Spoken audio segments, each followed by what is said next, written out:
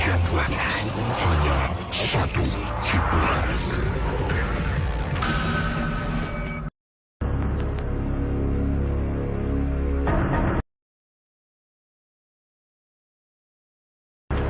Pendengar Ria 897, ini adalah kisah yang dikirimkan dan pengalaman dari Aisyah, Z dan juga Shida.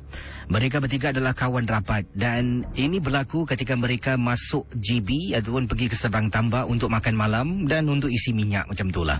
Dan kisah yang diketengahkan oleh Aisyah, Z dan juga Shida berlaku pada malam hari. Dan katanya di sini setelah kami makan malam, kami sebenarnya kata Aisyah, saya menyuruh teman saya Shida ni yang memandu kenderaan untuk pusing-pusing dekat kawasan Johor ni saja nak tengok pemandangan di waktu malam ni. Dengar-dengar khabar banyak cerita yang seram berlaku. Shida setuju. Kata Aisyah, saya pun nak sangat sebab saya yang sarankan. Tapi Z katanya dia tak nak, dia takut sebab dia duduk di belakang. Saya duduk di depan, Shida memandu, Z duduk di belakang. Jadi saya kata pada Z, jangan takutlah, kita 3 orang pun dalam kereta. Jadi akhirnya setelah kami pujuk, Z setuju dan kita mula meronda-ronda kota dekat kawasan Johor. Dan teman saya Shida ni pun tak tahu sangat jalan. Kami hanya berpandukan menggunakan GPS yang ada di dalam kenderaan Shida. Dan bila nak jalan tu kami tak gunakan GPS lah. Bila nak balik tu baru kami gunakan. Jadi mulalah Shida ni jalan terus, masuk lorong ni, keluar sana. Dan Casey, entah macam mana bila pandu sampai dekat kawasan Johor ni, kalau mungkin pendengar-pendengar tahu, ada satu tanah perkuburan dekat dengan sebuah hospital. Nama jalannya saya tak nak sebut, jalan ... lah. Jadi kata Aisyah, bila kami bertiga dah sampai dekat kawasan tu, Shida pun main peranan. Dia pandu dengan perlahan, Casey. Pandu dengan perlahan, dia matikan alat pendingin hawa, dia buka tingkap. Z pula marah. Kenapa buka tingkap? Tutup, aku takut. Tapi si Shida kata, jangan merepek lah, tak ada apa-apa lah. Kalau nak takut, dari tadi kita keluar dah kena cekik. Jadi saya pun ketawa terbahak-bahak, Casey. Engkau ni Jadi kita ramai-ramai, 3 orang dalam kenderaan. Sekali lagi kata Aisyah, dia duduk di hadapan, Shida memandu, Z duduk di belakang. Dan kemudian pandu sampai dekat tanah perkuburan, perlahan-lahan dipandunya oleh Shida kenderaannya Jadi dekat kawasan tu tiba-tiba kami bertiga boleh bau bunga melati, harum sangat. Kemudian saya pun cuit bahu Shida lah, saya tunjuk hidung. Shida angguk-angguk kepalanya. Si Z pula, korang bau tak apa yang aku bau? Saya toleh belakang, saya terus marah teman saya, kata Aisyah. Kenapa kau tegur? Kau tahu tak boleh tegur? Kemudian Shida terus naikkan tingkap. Z pula rapat dengan saya, peluk saya dari belakang. Kemudian dia kata, sorry, aku takut, sorry. Kemudian para pendengar Ria 897 FM, saya ni dah tengah marah ni sebab Z pergi tegur. Saya kata pada Shida, kita balik Singapura lah, balik, aku dah tak sedap hati. Pandu punya pandu, Casey, sampai satu sudut. Entah macam mana, Casey, kenderaan yang dipandu oleh teman saya tiba-tiba mati di setengah jalan. Saya tengok pada teman saya, Shida, kau jangan main-main tak kelakar betul lah, kereta tak boleh start ni. Betul, Casey. Dia pusing kunci kereta tersebut, enjin bunyi tapi tak boleh start. Z di belakang dah mula ketakutan. Z mula peluk saya kuat-kuat. Z, kau sabar, Z. Sabar, mengucap. Z dah menangis, Casey. Kemudian, apabila si budak Shida ni keluar dari kenderaan, berani, Casey, kami pun bertiga ikut keluar lah. Jadi bila kami keluar, wah, ini dia Jadi bila Shida keluar, nak tengok sebenarnya apa yang berlaku. Sebab kereta Shida ni memang ada masalah dan Shida hanya seorang yang faham. Pernah juga kami keluar dan kenderaannya rosak. Jadi Shida keluar, buka bahagian depan kenderaan. Saya dengan Z pun ikut keluar sebab kami takut. Jadi kami naikkan. Kami naikkan bonet di hadapan tu. Bila naikkan, si Shida ni tengok-tengoklah apa yang mungkin terlepas. Dan dia kata macam tak ada apa-apa. Bila kami tutup saja bonet di hadapan tu, Casey, tempat duduk belakang, Casey, ada perempuan rambut panjang. Aisyah, kau tengok tempat duduk belakang tu, Syah. Saya dengan Shida pandang, Casey. Ya Tuhan, Casey. Betul, Casey, benda tu duduk dekat belakang. Punyalah seram ketakutan kami dibuatnya. Saya Z dengan Aisyah tak berani masuk dalam kenderaan. Kami pandang tempat lain, Kisi. Beberapa minit kemudian, ada 2 motosikal pandu ataupun lalu di hadapan kami, kata Aisyah. Teman saya berhentikan, saya marah. Orang tak kenal, janganlah. Motosikal 2 tu berhenti. Dia tolong kami. Yang hairan, Kisi, kami tak nak beritahu yang dalam kenderaan ada sesuatu. Sebab bila mereka dah datang, dah sampai, benda tu dah hilang tempat duduk belakang. Jadi apa yang berlaku, motosikal dua orang tu berhenti dan tanya, abang boleh tengokkan kereta abang, tak boleh start bang. Jadi seorang dari mereka tolong bantu tengok depan. Dia cuba hidupkan enjin, tiba-tiba boleh tanpa lelaki tu buat apa-apa pun. Kemudian dia tengok kami, tak rosak pun kereta kamu. Terima kasih bang, terima kasih. Teman saya upahlah dia sedikit duit dan ucapkan terima kasih. Dia tak nak ambil, tapi kami paksa dia ambil dan kami minta tolong. Bang, boleh tolong kami tak bang? Kami nak balik Singapura, abang boleh tolong tunjuk jalan tak bang? Jadi 2 mamat motosikal ni menunggang motosikal, mengarahkan kami bagaimana nak ikut jalan keluar. Dan tunggang ikut dia dari belakang. Kenderaan dipandu oleh teman saya Syida. Sampailah dekat Johor Bahru. Barulah kami ucapkan terima kasih dan selamat tinggal, dan kami pulang ke Singapura. Itulah kisah pengalaman peristiwa yang tak dapat dilupakan dari kiriman Aisyah bersama dengan temannya Z dan Syida di seberang tambak melalui kawasan tanah perkuburan dekat dengan sebuah hospital di sana. Kisah-kisah yang anda dengar merupakan misteri jam 12. Tidak ada sesiapa yang boleh mengesahkan kebenarannya. Jangan mudah kita percaya.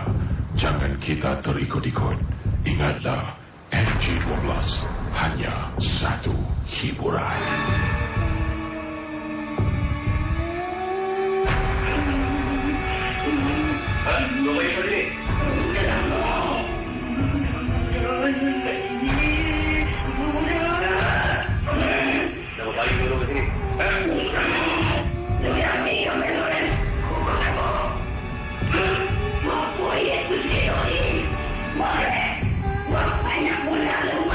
Misteri jam 12.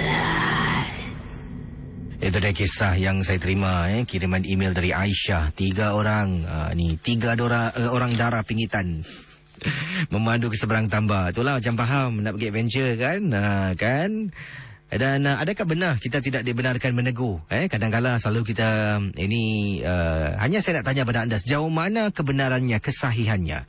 Ini kita diajar oleh ibu kita. Mungkin ibu kita diajar oleh nenek moyang dan sebagainya. Kita ikut tanpa kita bertanya dan ingin tahu kisah yang benar. Kenapa agaknya? Kalau terbau sesuatu yang wangi, jangan tegur. Kalau terbau, wangi semacam kata orang kalau menegur, ini kata orang lah. Jauh mana kebenaran saya tak pasti. Tapi kalau menegur, benda tu dengar, dia akan ikut orang yang menegur tu pulang. Ada juga yang mengatakan kalau naik bot di laut, mungkin saya pernah pergi ke Pulau Ubin, pernah naiki bot lah, dan pernah juga menaiki bot ke pulau-pulau yang sewaktu dengannya mungkin bila berada di luar negeri. Dan ada seorang hamba Allah ni telah pun beritahu kami, penumpang bot tersebut, katanya kalau nampak sesuatu di permukaan air jangan menegur. Sebab tempat laut ni keras tempatnya. Jadi bila dengar penjelasan tu, saya nak tanya pun ialah tak sempat kan. Jadi saya terlupa.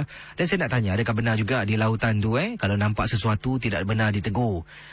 Ada kata lautan itu adalah istana iblis. Bagaimana agaknya? Dan macam lagi lah penjelasan ataupun macam-macam lagi lah antaranya amaran-amaran jangan menegur kalau nampak kelibat dan sebagainya. Jadi saya mungkin ingin tanya kepada anda dan mungkin anda yang mempunyai pengalaman yang serupa tentang menegur bau, menegur kelibat, menegur sesuatu di lautan dan sebagainya. Boleh anda juga berikan pendapat saranan anda dengan kodnya Club KLUB, jarak nama anda dan pendapat pandangan anda ataupun kisah misteri hantarkan ke talian 72346. Di Facebook juga boleh anda lungsuri Facebook Ria. Jangan lupa untuk like kami di Facebook Ria. Anda Google kami Ria RIA jarak 897 dan sana ramai sedang mungkin bertukar-tukar pendapat, pandangan dan sebagainya. Terima kasih bagi yang memantau Facebook Ria 897 FM. Di sini ada teman kita kata Kak Sakdiah, benar Kisi, setan memang suka tempat-tempat yang gelap. Oli itu, setiap bilik ada dan juga dapur lah, ada kakak pasang lampu kecil yang berharga $1 je kakak beli. Jadi untuk terangkan sedikit lah. Oh, macam tu Ada kat sini, Casey, memang benar. Perkara yang sama pernah saya alami bila saya keluar dengan isteri. Waktu tu rumah baru, Casey. Jadi bila rumah baru, baru saja kami duduk malam yang pertama. Dan nak tunggu orang yang pasang dapur tu hanya akan datang hari Isnin. Kami pindah pada hari Jumaat. Jadi setelah kami dapat tahu dapur memang tak boleh berasap sampailah hari Isnin, terpaksalah kami makan di luar. Kerap lah 3 hari Jumaat, Sabtu, Minggu makan luar waktu malam. Dan pernah satu malam tu, kalau tak silap saya hari Sabtu, saya dengan isteri keluar malam dan lampu rumah semua digelapkan. Bila balik, isteri saya yang buka pintu. Saya ni pula nak duduk di luar isap rokok sebab isteri tak benarkan saya isap rokok dalam rumah. Jadi saya sedang berada di koridor rumah sedang nyalakan rokok, tiba-tiba terdengar isteri saya pekik kuat, Casey. Saya pula sedang berdiri, terperanjatlah sampaikan rokok saya terjatuh. Saya tengok isteri lari ke arah saya.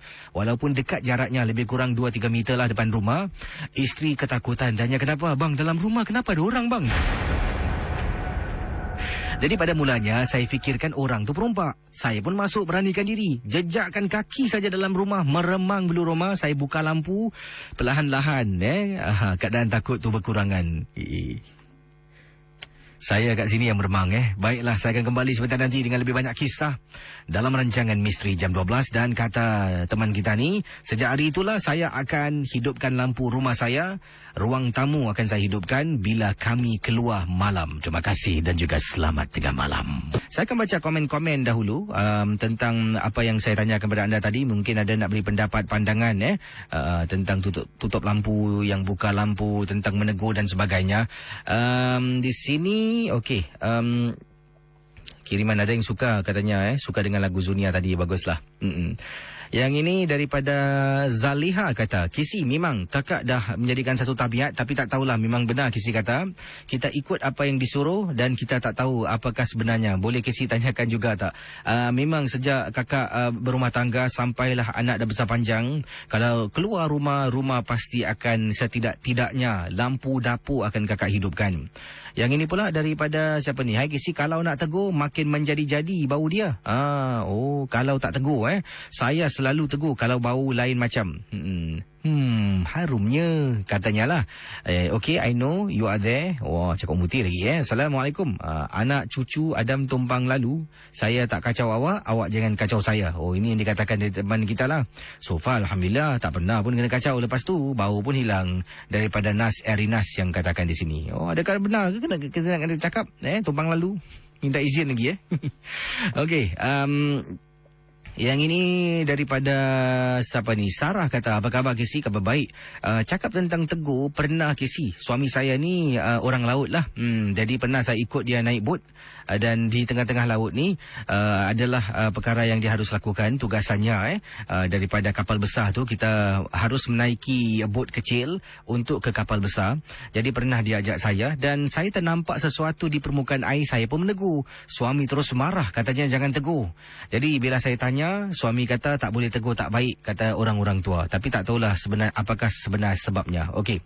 Yang ini nama saya Wati. Selamat malam Casey. Cerita malam ini best. Ciao for MJ12. Tiap malam saya dengar MJ12 dan saya rakam buat pendengar dengar ibu saya dan anak, dan juga walau esok harinya ada bertugas. Saya ini penggemar cerita ataupun filem misteri. Thanks Casey, dari namanya Wati. Terima kasih Wati Okey, siapa lagi? Fadilah juga sedang memantau siaran Misteri Jam 12. Katanya Casey, saya tak pernah miss dengan suami walaupun esok bertugas. Bukan saya, suami. Okeylah, Assalamualaikum Casey. Kenapa tidak setelah setiap show MJ12 kita bacakan ayat kerusi on air? Jadi tidaklah orang-orang terpedaya dan sekaligus kuatkan iman mereka. Walaupun MJ12 hanya sekadar hiburan saja. Anyway, it's just such a suggestion. Harap maklum. Daripada Rima United. Sebab tu saya kata MJ12 hanya hiburan. Jadi hiburan tak boleh disamakan dengan agama. Tak boleh lah. Jangan kaitkan. 100% Misteri Jam 12 macam anda menonton filem wayang. Pernah anda tonton wayang, orang mulakan wayang dengan bacaan Al-Fatihah ke ayat kursi, tak ada kan? Jadi jangan satukan MJ12 dengan ialah agama. Baik, kita akan terus dengan kisah misteri selanjutnya. 669 11897. Misteri Jam 12 malam.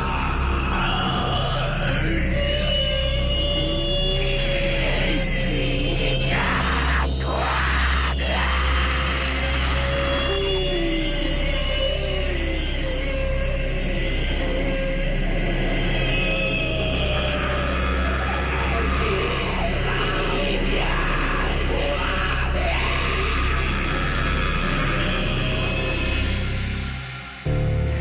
Pendengar Ria 897, kita akan terus bersama dengan pendengar kita selanjutnya. Hello, selamat pagi Aini, apa khabar?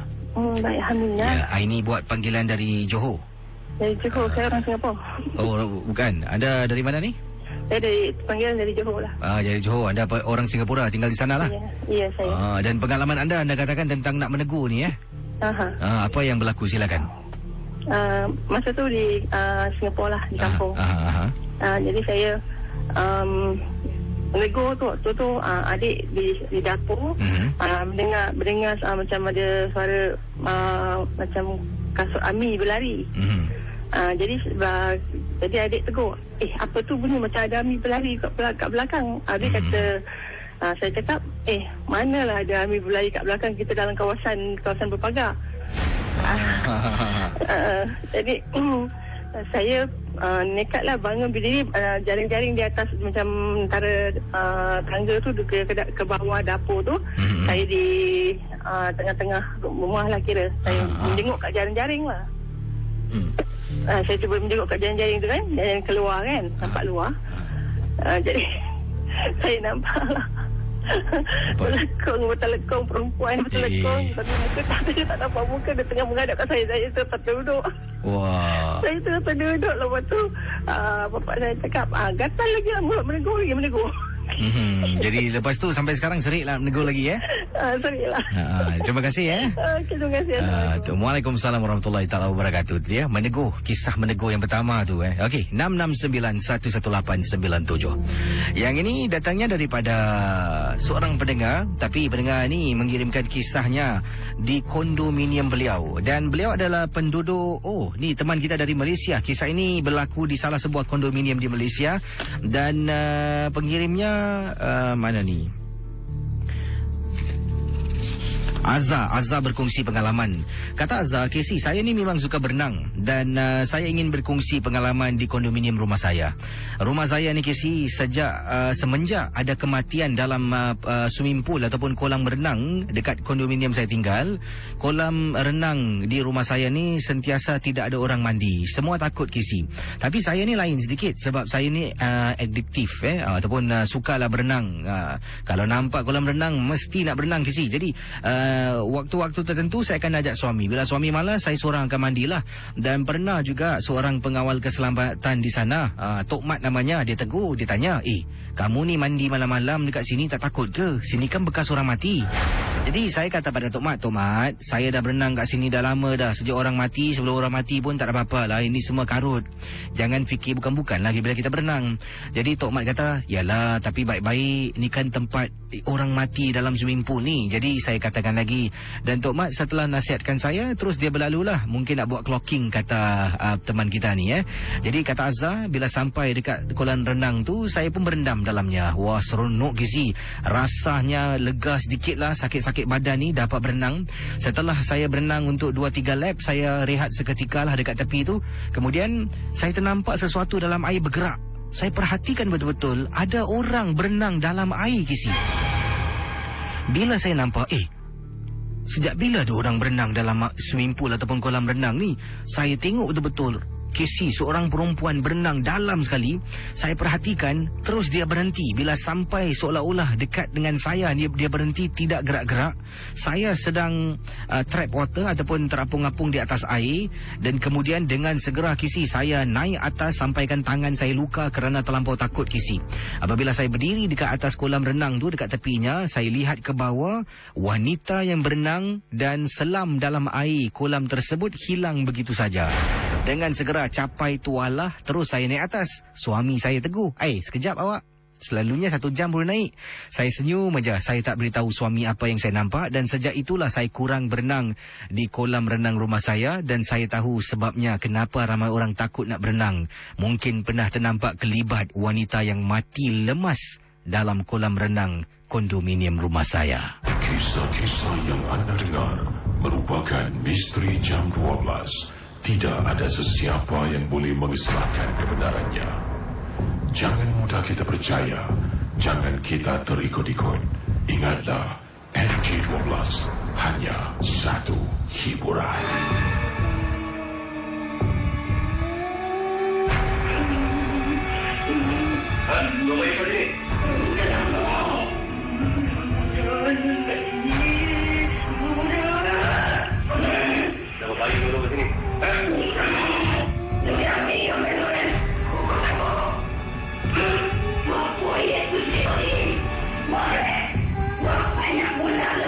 Misteri jam 12.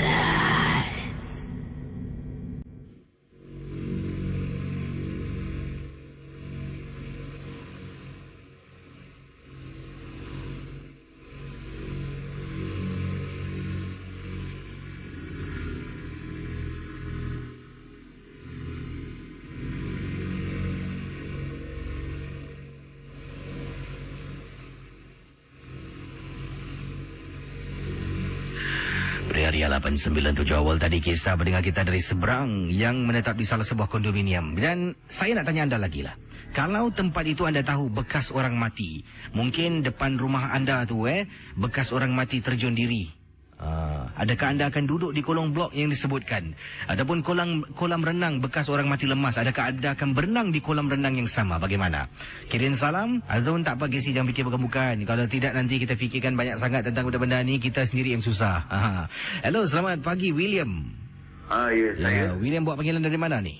Daripada Jurong West. Dan ada pengalaman anda tentang apa William? Silakan.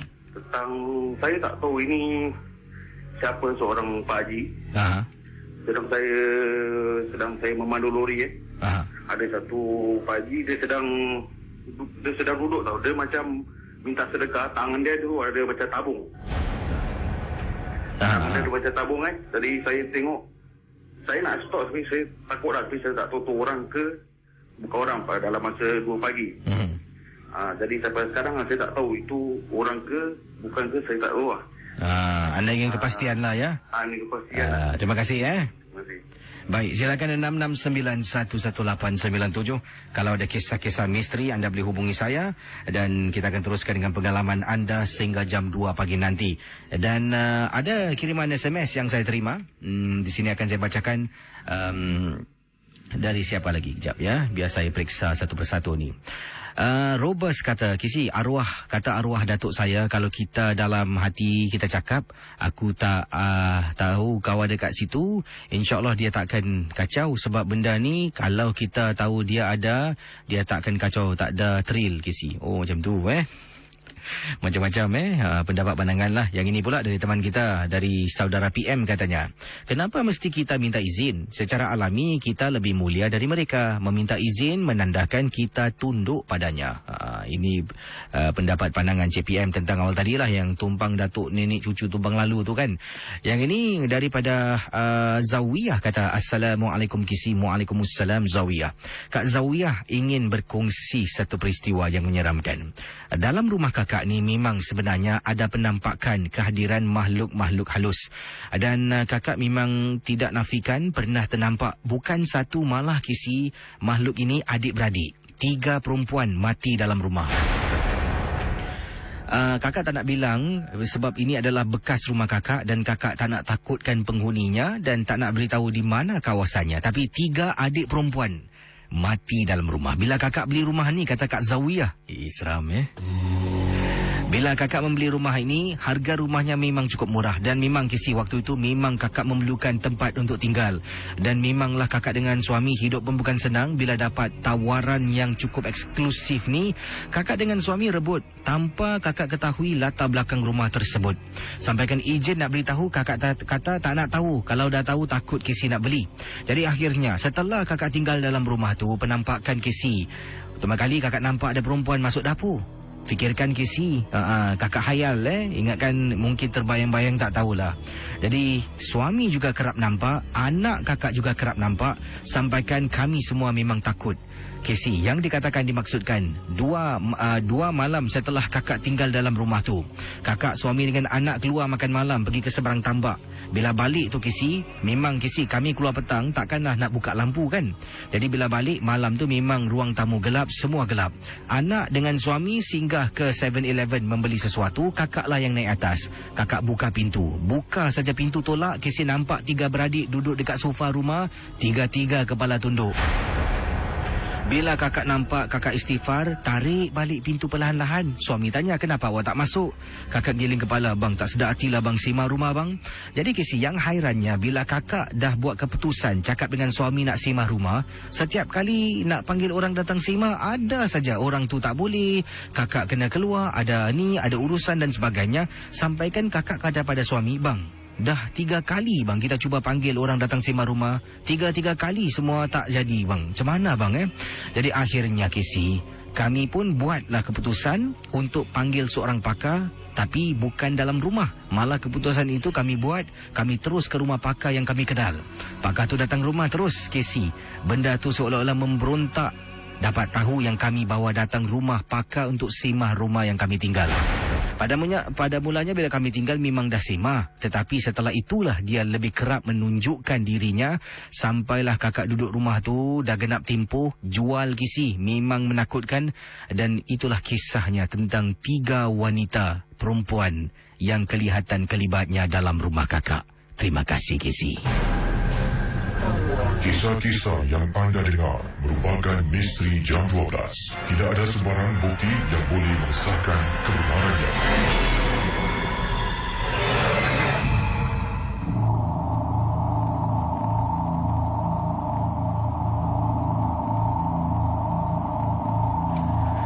Wah, 3 wanita dalam rumah Seram, babe. 1 dah tak boleh carry, ni 3 lagi. Hello, selamat pagi. Selamat pagi. Ya, Musa buat panggilan dari mana, Musa? Daripada Junit. Dan pengalaman anda, Musa, tentang apa ni? Pengalaman saya ini dalam tempoh, tak salah saya dalam 4 bulan yang lalu lah. Sebelum anda bercerita ni, Al-Junid ada banyak blok yang kosong Ada M blok kan? Ada. Anda tahu? Saya kurang pasti Sebab ada orang mendengar pernah cerita, tapi tak apa. Teruskan dengan pengalaman tentang apa, silakan. Okey, 4 bulan yang lalu, saya selalu waktu malam tu, saya kalau keluar dalam pukul 12, pukul 1 kan, pergi makan dekat SMP, dekat Jalan Serai. Tapi bila saya selalu balik rumah tu dalam pukul 2 pagi, tak ada apa-apa pada diri saya lah.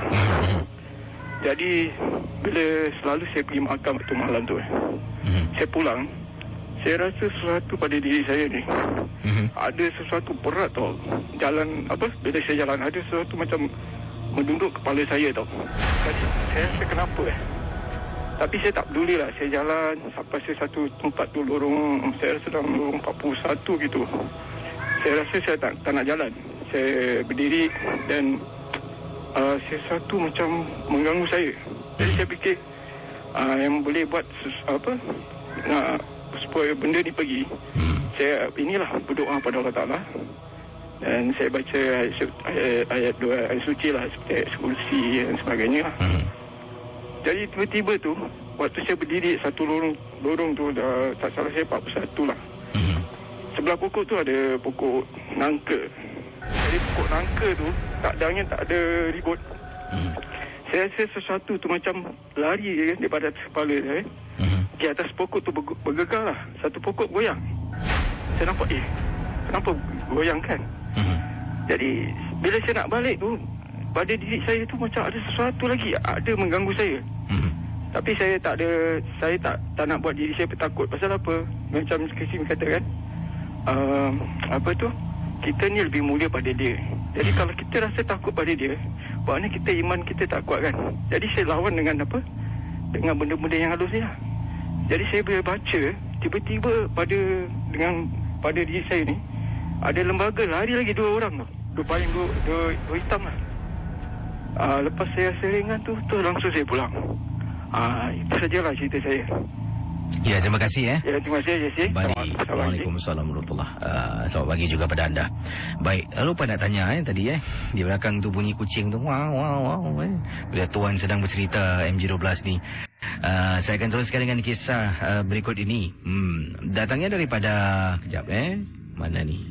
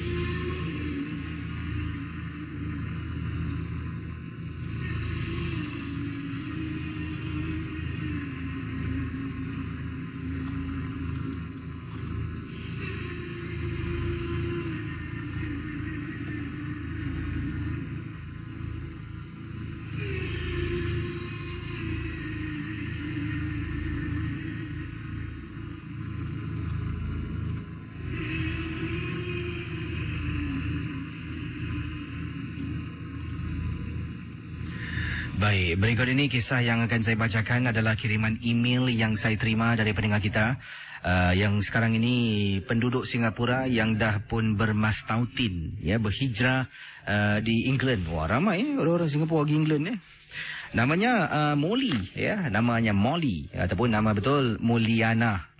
Mulyana Zaifer. Mulyana Zaifer berkongsi kisah dan katanya boleh guna panggil saya just call me Molly, dan saya minta mohon maaf kalau bahasa Melayu saya kurang bagus sebab memang dah jarang gunakan.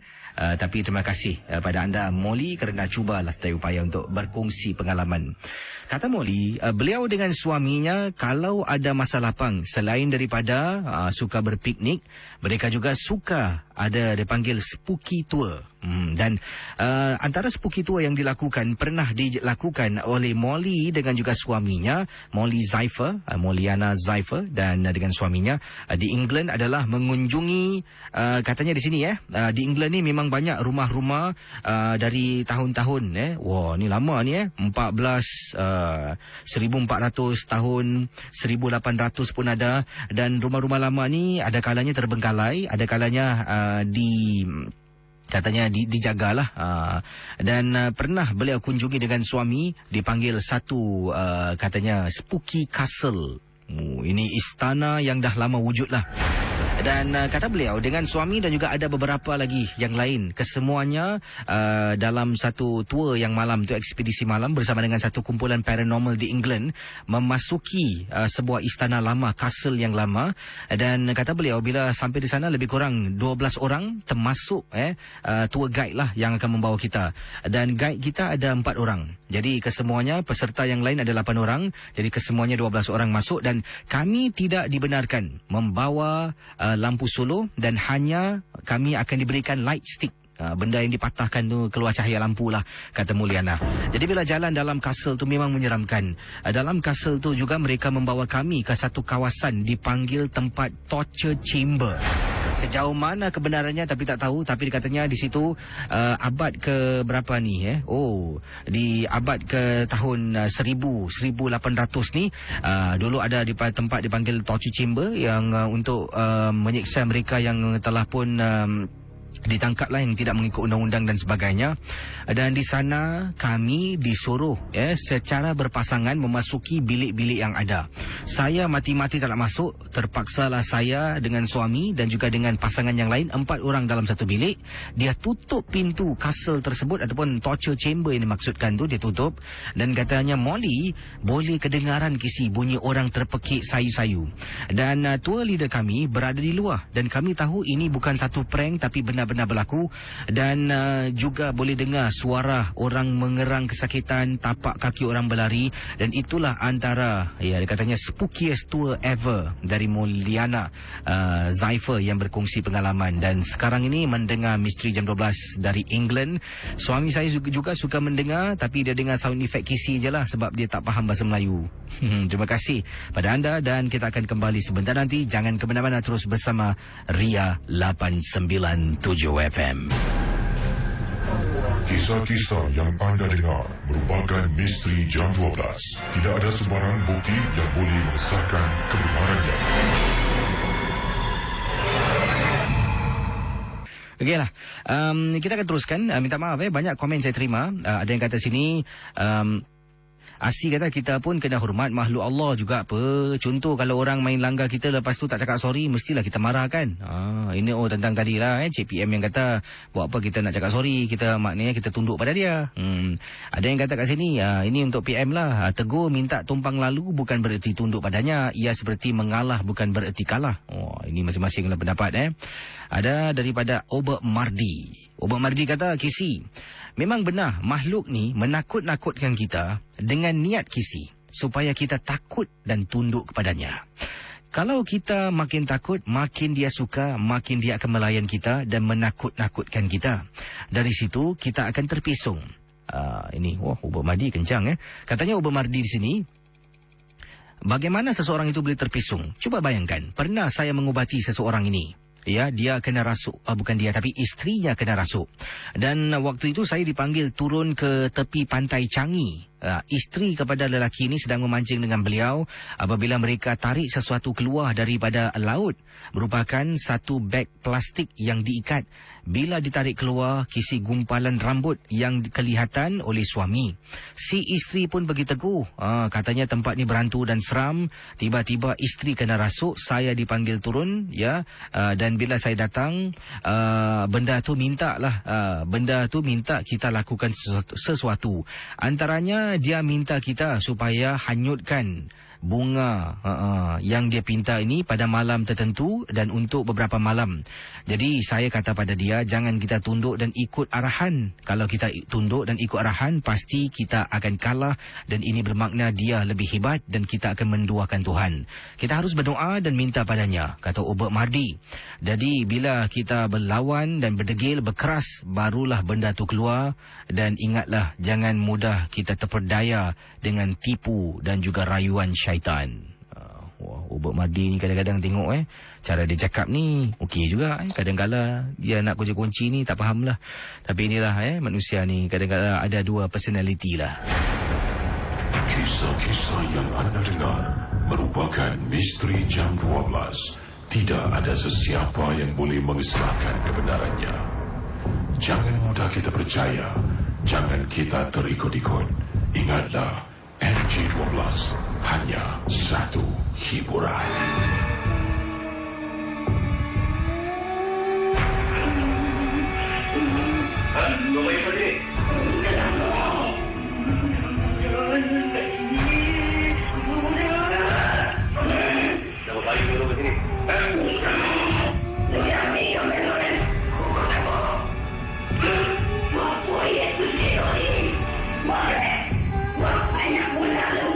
Misteri Jam 12. Pendengar 897, mungkin pendengar yang terakhir di hujung talian 66911897. Hello, selamat pagi. Assalamualaikum. Waalaikumsalam warahmatullahi. Ya, Bang Kisi. Ya, saya. Siapa bercakap ni? Ni saya pada Rafi. Rafi, ada pengalaman Rafi? Ada. Silakan, tentang apa ni? Tentang saya pernah nampak satu lembaga depan rumah saya. Ke reservoir lah. Okey. Saya pelik yang saya heran tu, dia hantar datang rumah saya tu, dia hantar daging.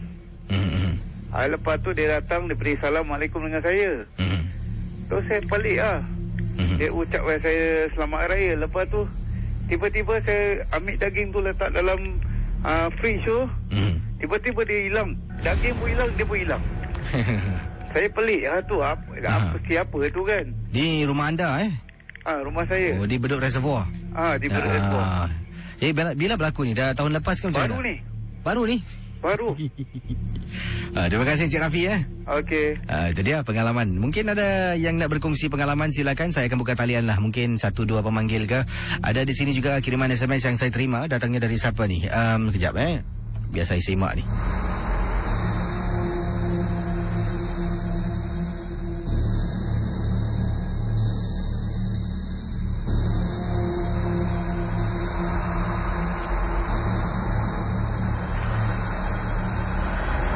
Dari Ina, nampak bayangan hitam masuk dari pintu depan. Selamat malam Kisi, peristiwa ini terjadi dalam rumah kakak semasa kakak baru pindah. Dah 3 tahun kejadian ini berlaku. Kakak pindah di perumahan Bedok Reservoir. Wah, sama tempat ni Hari pertama kakak pindah semuanya okey aja. Malam kedua suami kakak bertugas malam. Kakak seorang di rumah. Selepas solat isyak, kakak pun nak rehatkan badan.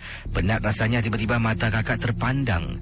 Macam nampak orang hitam masuk melalui pintu yang berkunci, terus tembus ke bilik anak. Itulah kisahnya Kisi yang menyeramkan. Kita ke ujung talian bersama dengan siapa pula ni? Hello, selamat pagi. Hello. Hello. Hello, selamat pagi. Apa khabar, Ren? Assalamualaikum. Ya, Waalaikumsalam. Siapa ni? Ada kronik kes. Ya, Pak Radin ya. Ya. Okey, silakan. Ya, ini Pak Radin nak cerita Kesi. Kalau Kesi, ini sebenarnya unexpected punya kronik kes. Seorang wanita, ini bukan Pak Radin nak komen apa-apa, nanti Facebook cakap Pak Radin asyik ubat perempuan aja. Ini sebenarnya Pak Radin cerita, misalan Kesi berjalan, dating dengan seorang perempuan, Kesi berjalan-jalan. Sebenarnya Kesi, ini terjadi, ini Pak Radin cakap, Pak Radin tak nak sebut satu food center. Dia dengan kekasih dia tengah makan dekat food center, telah terjadi satu pergaduhan, iaitu seperti gang clash. Dari dalam gang clash itu botol entam sana entam sini, dan akhirnya perempuan ni sudah terperanjat, sudah histeria. Rupanya ini apa ni nak cerita Kesi, itu pasal kalau anak laki-laki, budak-budak bujang ni, kalau nak balik malam ke apa, nak pergi makan Kesi, jangan pergi tempat makan yang kalau boleh kesiankanlah kekasihnya tu. Jangan pergi tempat makan yang ada wine, yang ada tempat minum-minum beer, nightlife yang begitu wild Kesi. Jadi ini apa yang terjadi Kesi, lepas dalam dia tengah makan itu Kesi, terjadi satu gang clash atau apa, pergaduhan, botol sudah terbuang sana sini dan kini, dan dia telah pekik, dia terperanjat. Kesian Kesi, dia tak pernah mungkin tengok keadaan unexpected gang clash yang begitu. Ada orang berlumuran darah, kepalanya dipukul oleh sekumpulan tak tahu siapa, anak-anak apa, bergaduh, dan dia dengan tunang dia tu atau mungkin kekasih dia lari Kesi. Motif cerita nak padan ini Kesi. Jadi bila dia balik, dia dalam kereta tu dia dapat lari Kesi, dia dengan kekasih dia, dan masuk kereta, kasih cakap yang cepat balik yang kami, dia segeng clash kat sini yang. Jadi dia lari. Bila masuk dekat dalam kereta Kesi tu apa Kesi, dia sudah lemah semangat dan terperanjat, cakap sampai terbuang air kecil Kesi, sampai badan menggetar. Bila dia panggil dia punya guy cakap, darling, wake up, what happened? Dia diam, menggetar, tak boleh cakap. Jadi bila dia hantar balik rumah maknya, dia begitu juga kasih air, muka begitu juga. Rupanya ini Pak Radin cakap, jadi bila dia hantar, dia telefon Pak Radin dah satu kronik kes sebenarnya. Apa terjadi, ini saya tak nak cerita, Pak Radin datanglah sekarang. Bila Pak Radin datang, Pak Radin sebut-sebut nama perempuan dia, mata dia terbeliak, dan dia tengok, dan mulut dia dah macam keluar air liur meleleh. Dan Pak Radin tengok, jadi baru Pak Radin tanya, kenapa ni? Pak Radin cakap, saya pergi makan dekat tempat satu food center. Jadi tempat situ pergaduhan ada, dia ternampak botol terbang, dan dia tersaksi orang tu dipukul oleh 3, ibarat apa tak Kesi, dia ternampak 2 laki-laki, 1 laki dikeroyok oleh macam gangster, dipukul oleh ini. Jadi dia tersentak, dan akhirnya sebenarnya dia terkena badi dengan keadaan seperti tersampuk dan terpanjat dengan benda yang dia tak pernah nampak, dilihat seperti manusia tu dipukul macam gajah, macam lembu. Bayangkan 10-5 orang memukul orang tu dengan terajang, kepala dipukul. Jadi dia terperanjat dan dia tak boleh berkata. Jadi punca dia ni sebenarnya itu pasal kalau siapa-siapa anak bujang orang atau siapa laki-laki atau suami isteri, kalau nak bawa couple untuk happy-happy, janganlah tempat yang night life, yang ada food center, yang ada golongan orang minum bir. Dikuatari kadang-kadang dalam keadaan minum bir ni kerana sikit bulut bergaduh, botol melayang dia gini. Dan inilah perempuan ni malang dia pergi dengan kekasih dia tempat makan minum, terjadi satu seperti gang clash atau pukulan, botol melayang, matanya tersentak, tengok laki-laki tu dipukul dengan ada berlumuran darah, tapi boyfriend dia bawa dia masuk kereta dan dia dalam keadaan histeria. Jadi histeria ni bukan saja tersampuk dalam alam gaib, histeria ni juga tersampuk orang kena badi orang mati. Dan ini dia yang dipanggil histeria, terperanjat semangat melihat keadaan orang dipukul begitu zalim oleh manusia yang tak beri kemanusiaan, dan semangatnya tersentak.